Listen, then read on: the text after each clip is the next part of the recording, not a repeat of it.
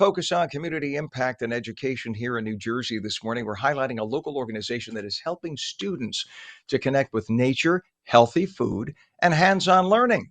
The Greater Newark Conservancy has been a force for good across the city, running community gardens, youth programs, and environmental workshops that bring the lessons of sustainability right into the classroom. So we take on right now our good friend here, Patrick Evans. He's from the Greater Newark Conservancy. He's going to talk about how their farm to school program helps young people grow both literally and figuratively. And Patrick, it's good to have you on, especially what you do when you got kids in the inner city who don't get to see much field and garden and farm and the beautiful green like you have behind you there. It's beautiful that they get to experience that with you. So welcome to the show.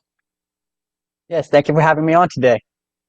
You bet. And for those who aren't familiar, start by giving us a sense of what the Greater Newark Conservancy is about, what you do, and how important that role is in the community.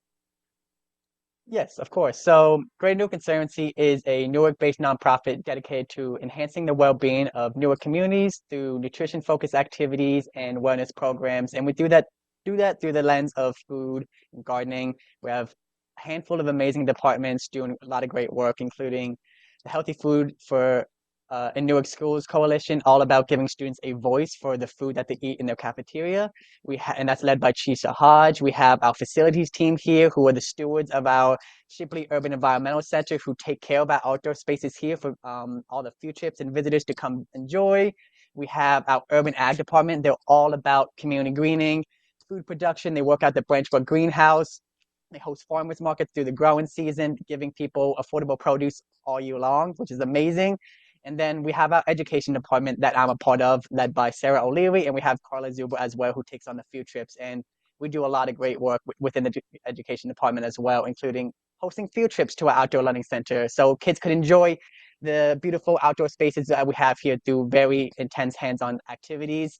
We Large part of my role is our farm to school program. So I have an amazing team of 5 food court educators who are garden and nutrition educators, teaching over 1,000 students in weekly lessons about gardening nutrition, getting their hands dirty, doing all types of taste tests, introducing them to new foods that they've never tried before. And it's just really amazing experience. We're giving kids the experience that they may not have otherwise and allowing them to taste things that they didn't even know existed.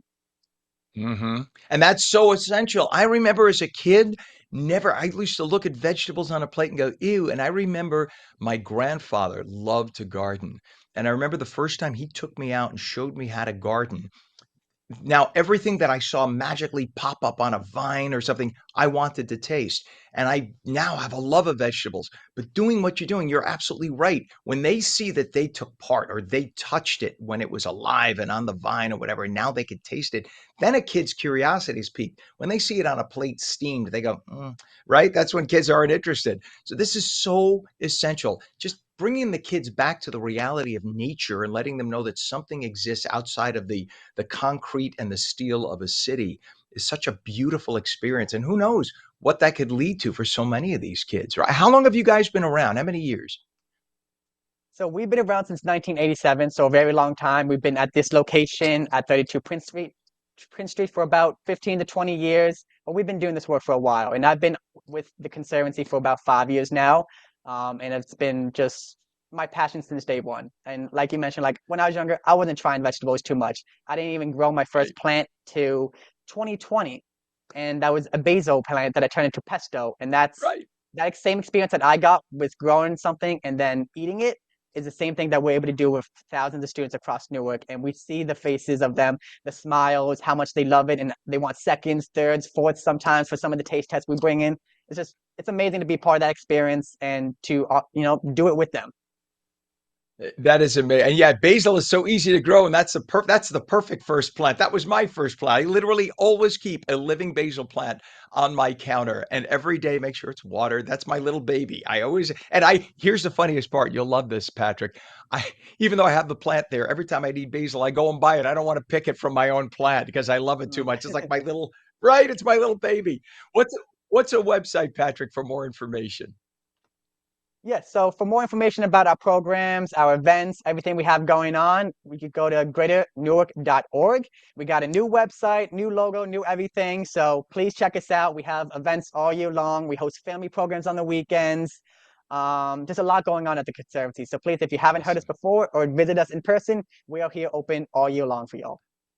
You're good people doing a good thing. God bless you all. Patrick Evans with the Greater Newark Conservancy. Thank you for joining us this morning. Thank you. You bet. What a great thing. I love that they're doing that with the kids.